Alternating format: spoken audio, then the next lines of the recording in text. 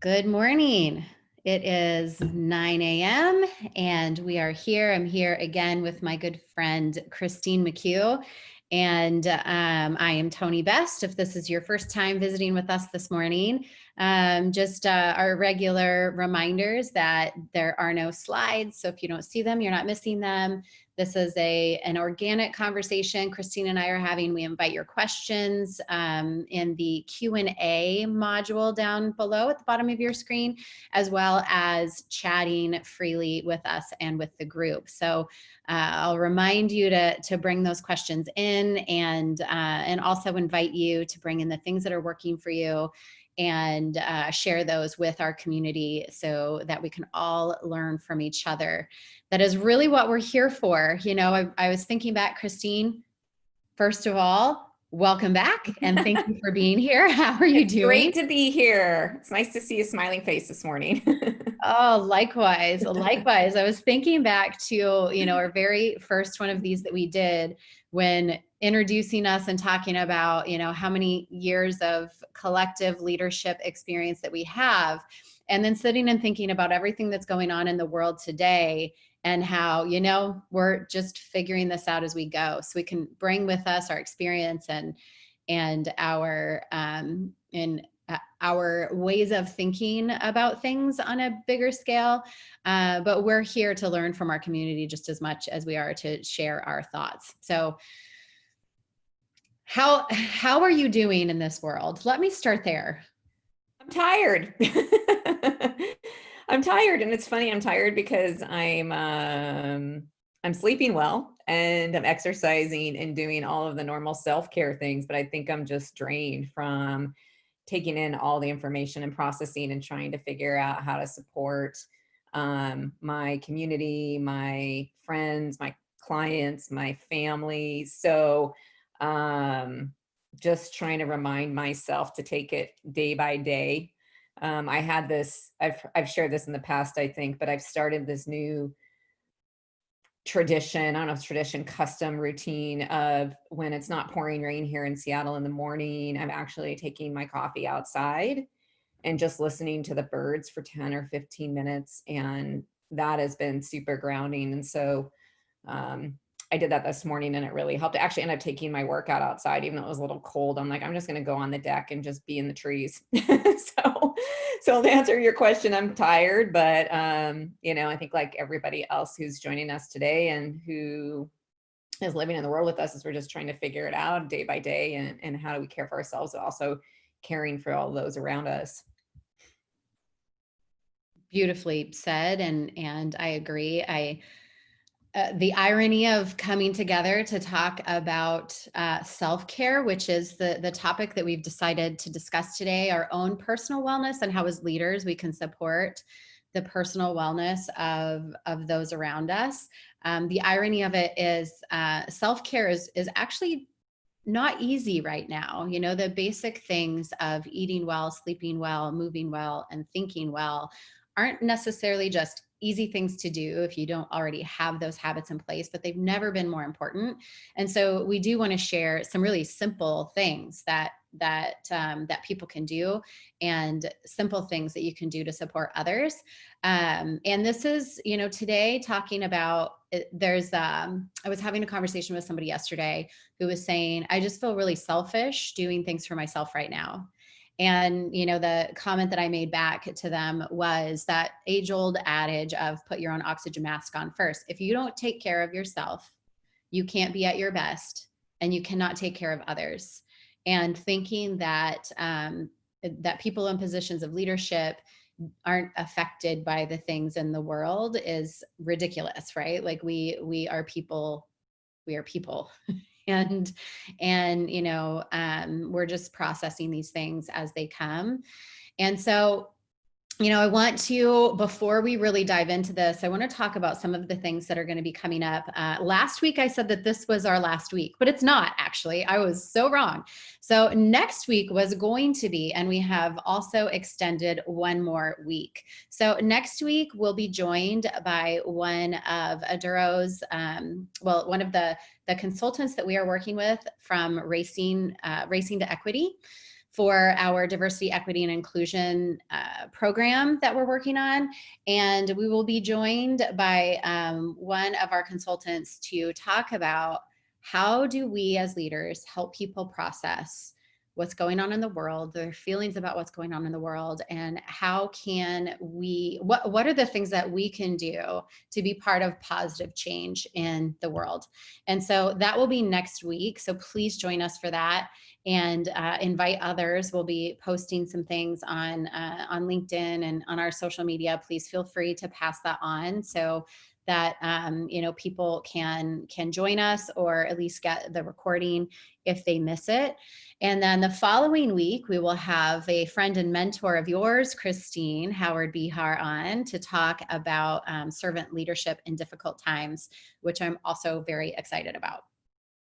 So am I. Both Yeah. sessions are going to be phenomenal and Yeah. super helpful. Yeah, absolutely. So I'm excited about those.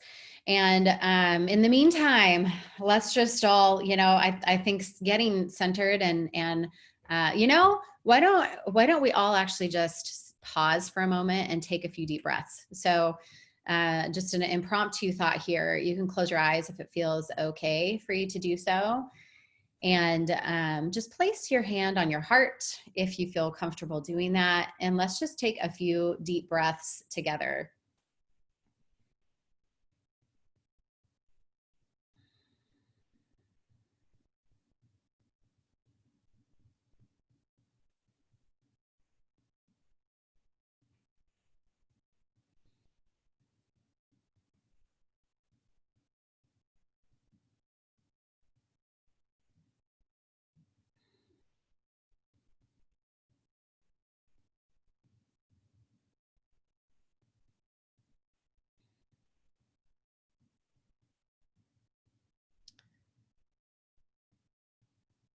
And just as you start to let some light back into your eyes after those just few deep breaths, just consider that feelings are information, and they are okay. There's nothing wrong with any feelings that you might be feeling. If you don't know how to handle what's happening in the world right now, that's okay too. And that small, simple things that we can do every day can be really powerful. One of the things that I think about and try to remind myself and other people often is, in movies that are about time travel, where someone's going into the future and everybody warns this person, do not come into contact with your future self. It could alter everything. And they talk about how, one small interaction can change everything for the rest of your life. But we don't necessarily think about how much the small actions, the small the small shifts in thinking, the small shifts in habits that we do, the small shifts in how we relate to others can have over time, can have just really big changes. So I think, just if we can ground ourselves in like one small act that we do to care for ourselves, to care for others, to stand up for others, each one of these small acts that we do makes a shift in the world that can have a positive impact. So on that, eating well, sleeping well, thinking well, moving well, they're not easy. But they are simple. And so, Christine, you talked about some of the simple things that you are doing in the morning with, your morning routine of just sitting outside, drinking your coffee, moving your workouts outside. I think being outside seems like a luxury to some, depending on where you live right now. But if you have the opportunity to do so, just getting outside and breathing the air is a powerful thing. I know with things that are going on in cities right now, that might not be something that you can do. And, I recognize that that's a privilege for some of us that others don't have right now. But if you can, and if it's safe for you to get outside, I highly recommend doing that. What impact does that have on you when you get outside, Christine? It's very, it's just centering, I would say, even if it's like 5 or 10 minutes. And it's funny because I don't like the cold. My husband's like, I can't believe you're out there even when it's cold. But it's actually helped me just take in what's around and reflect and start my day. And it's almost got a meditative quality, especially if I'm just sitting there listening to the birds. Fortunately, I live in a quiet neighborhood where there's not a lot of traffic or air traffic or dogs barking. It's pretty quiet. But I really just take in and can appreciate like what nature has to offer. And I'm actually sitting in my dining room right now looking out at all these trees. I have surrounded by trees, and I'm just looking at that right now is just very connected with nature.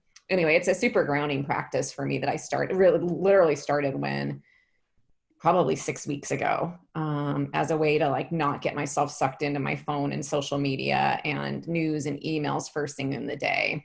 So I would, if I were to categorize that in one of those four categories that I said, I would put that in thinking well, because it's that's a mindfulness practice, right? It's actively choosing not to get sucked into your devices and getting your mind taken away, and really just taking in your surroundings, being present in that moment, hearing the birds chirp, feeling the cold air on your skin, breathing it in, and just taking a moment to really be present with what is in your surroundings at that moment. And I think, for anyone who is listening right now, if you have a mindfulness practice and you've let it go, now is a really good time to get back into it. But if you don't have one, this is like simple things, right? Like very simple things that anyone can do, like taking a few deep breaths, like we did at the beginning. Just pausing in the moment and just refocusing in on your breath, getting out and taking a few deep breaths in nature, and finding a way to be mindful. Yeah, I see a comment. I've totally been sucked back into my phone and apps. It's a good reminder to put it down and go outside. It is, when we get sucked into our phone and our apps, it's actually taking us out of the present moment. And while that might be a good distraction for the moment, it is definitely taking us somewhere else. And depending on what apps you're getting sucked into, if you're a person that has anxiety, or even if you don't, it can be actually bringing in more unrest and anxiety as well. So you have to take some breaks from it on occasion. And there's some really simple ways to do that. I would love, for all of you who are out there listening, I would love for you to chat in some of the things that you are doing to try to be mindful and present, and how that is impacting you. I would love to see those things from any of you who would love to share. Toni, while people are putting into the chat, and I'd love to see them too. One of the things I've also learned is to just be flexible with that. So, my usual former self, or maybe past self, is to be really structured. I have to spend 10 minutes outside, and then I have to spend 20 minutes on my meditation app. And then I have to do, now I'm just like trying to be more in the flow of it, not like be so rigid in it, and know what I need and and how much I need or not. So I think that is like, sometimes people, well, at least I can't speak for other people. I can speak for myself. Like, again, I would be like, I have to do exactly this many minutes a day of this activity because this is what's recommended. Like, go with what's needed for you right now. And don't manage to another time clock on it. So I've been learning to let go of that for sure. Be flexible. I love that. And it also just makes me think of, when we're thinking of how to support others, not thinking that what is best for me is what's best for everybody, right? This supporting others right now, I think, is a great opportunity for curiosity. And so, recognizing when someone isn't doing well, first of all, we have to ask. We have to ask people around us, and the people that we care about, and the people that we lead, how they're doing. And, a favorite question, and I never know if it's the right one, because I don't know that people always know the answer, but it's really like, what do you need? I can offer up recommendations about things that work for me, but what do you need? And I see here, Heather says, taking a break in the middle of the day to have lunch and spend time with my son. No phone, no computer. I think that is really beautiful. Jen says self-care every day and be really present in those moments. Yes. And even, sometimes I think we think of self-care and we think this has to be hours that we put into things, but it's really small things that we do. Drinking enough water. When you are dehydrated, it can make you feel tired and hungry. And so simply just getting enough water to hydrate your body can calm down feelings of exhaustion and searching for something, usually rich foods, if you're feeling hungry because you're dehydrated, can actually help make those choices easier as well. There's lots of comments coming in and I love it. Courtney says sweat every day and morning walks with my dogs. Yes. And I love to, just kind of comment on sweating every day. I think is beautiful.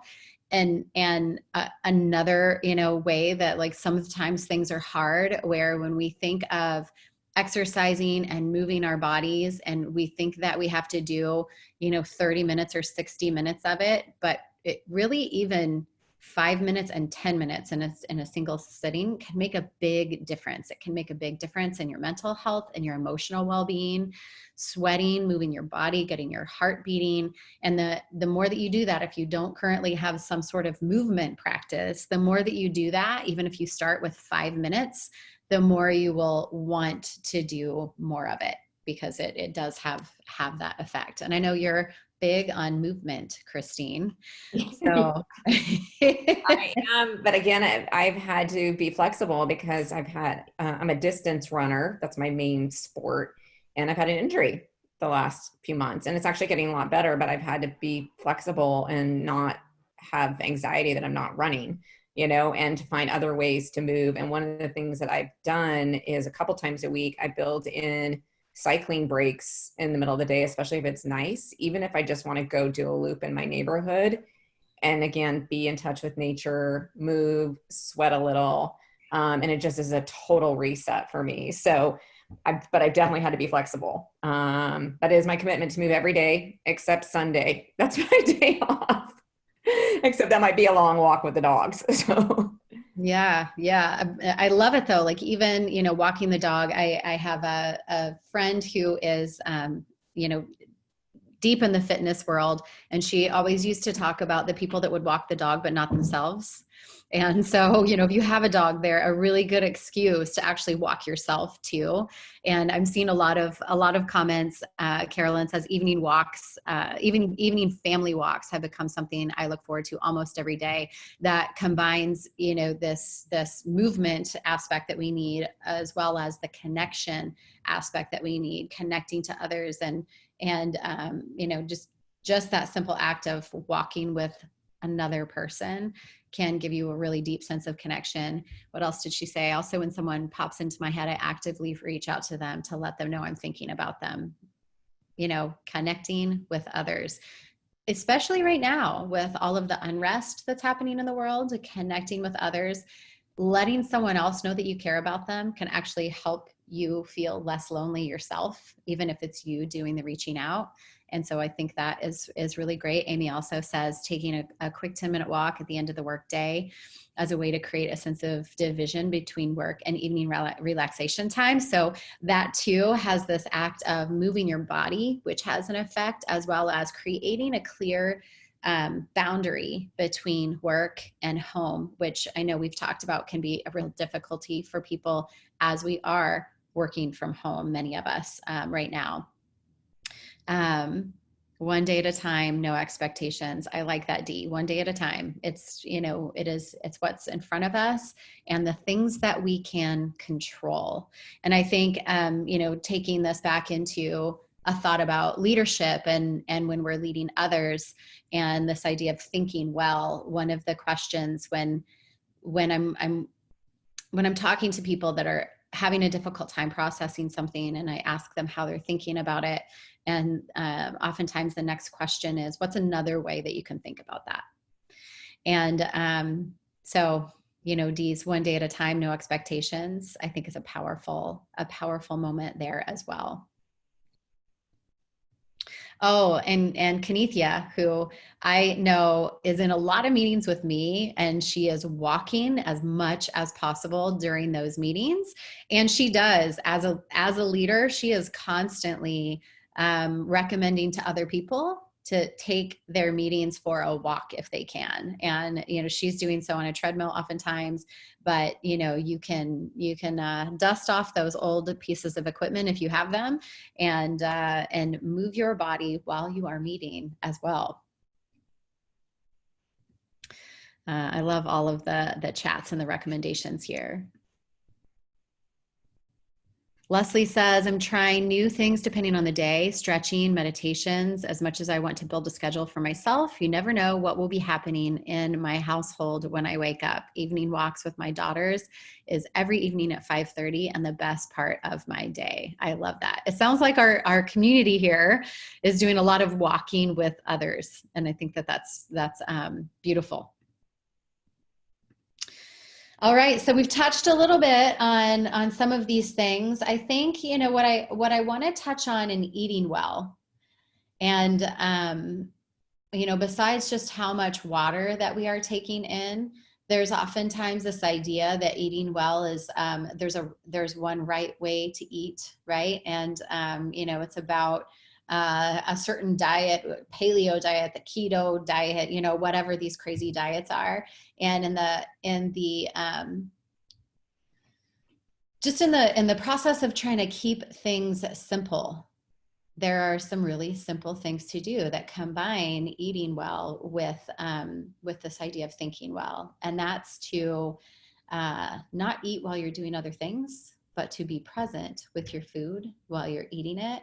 So, our food has this really interesting impact on us where it affects our mindset, it affects our thinking, it affects our energy, it affects our physical body and how we feel.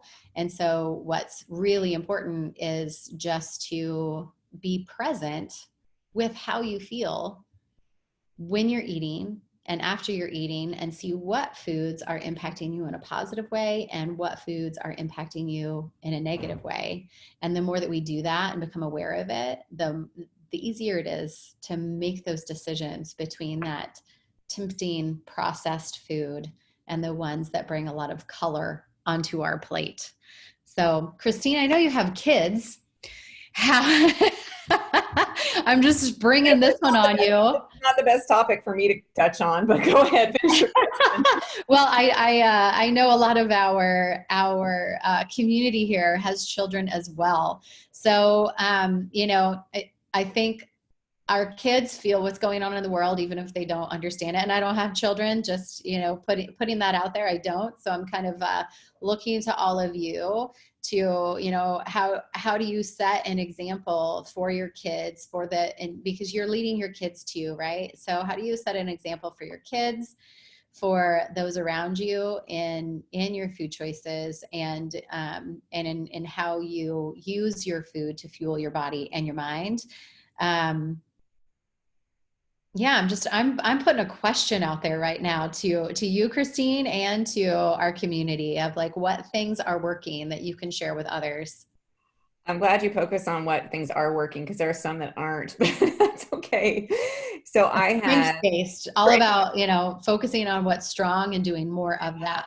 I have two teens in my household. I have a 17-year-old son, and I also have a 17-year-old niece that lives with us. And it's just been certainly very unique experience to see the world through their eyes and how they are adapting in their days. But they are on a completely different schedule from us, at least as it relates to food wise, because they're having their breakfast when the rest of us are eating lunch, and then they're having dinner with us, and then they're usually snacking later. And I think what I've just continued to do is, I would say probably 6 or maybe even 7 days a week, we still have dinner as a family. And my commitment is to make that dinner be their healthiest meal of the day. And we've started rotating in family members taking turns with cooking the meal, and I reserve judgment on whatever that is. But that's really it in trying to, stock healthy snacks. Although I think we've had a significant increase in processed carb consumption, but I've made a commitment to not buy more than X number of things a week. So that's kind of how, like, this is what we have for the week. And if you eat all the crackers on Monday, you're going to have to wait till Saturday for there to be more crackers. So I think that's it. But just keeping the family dinners and healthy dinners regular, and then just, kind of setting my boundaries on the things that I am putting in the house, and letting them know that that's it. That's the start.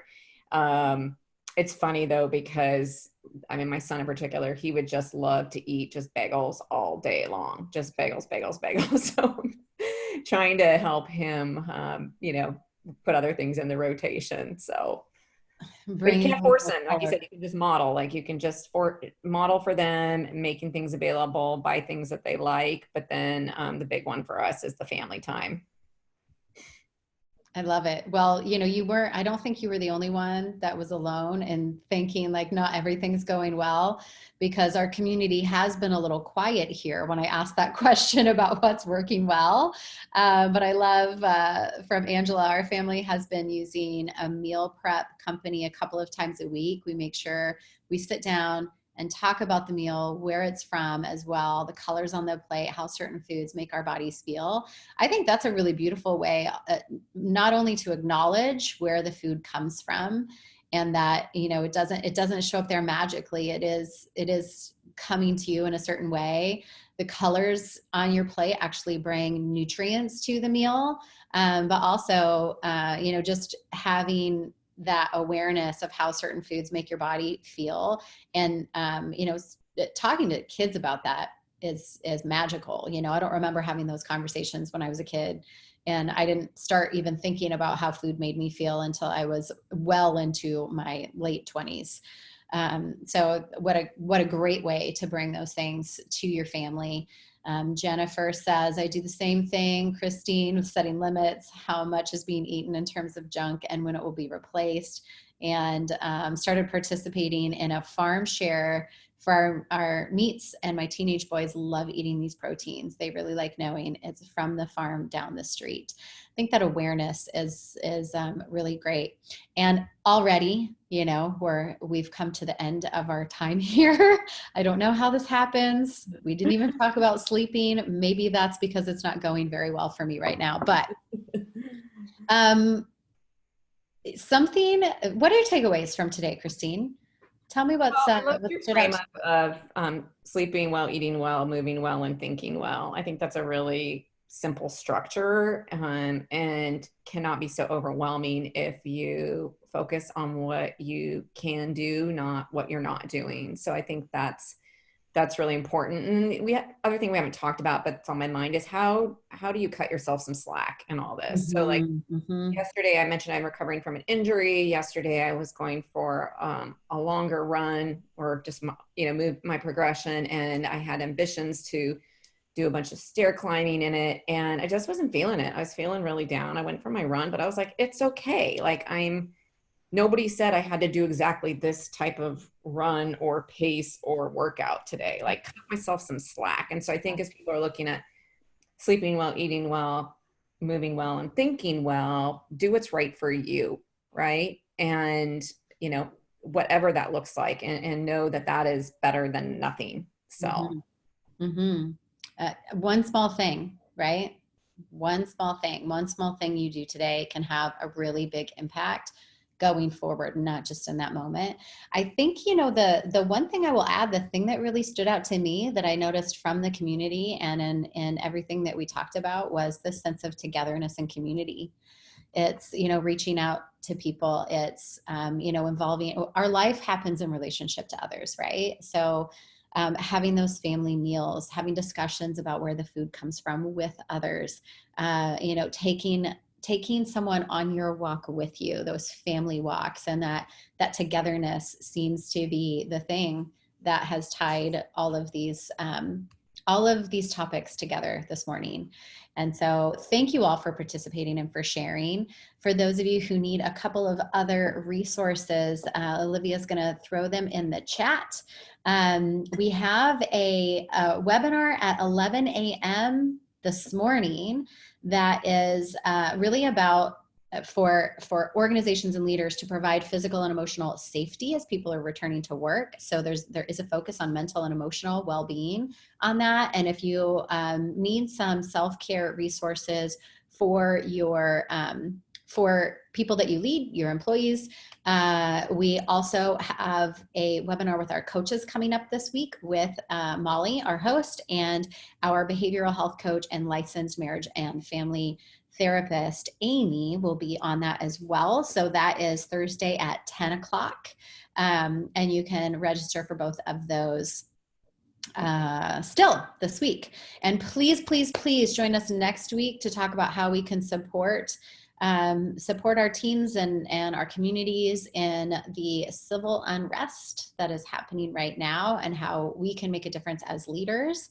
And also join us the week after when we bring Howard in for servant leadership in these difficult times. So thank you all again for your sharing, and we'll look forward to seeing you again next week.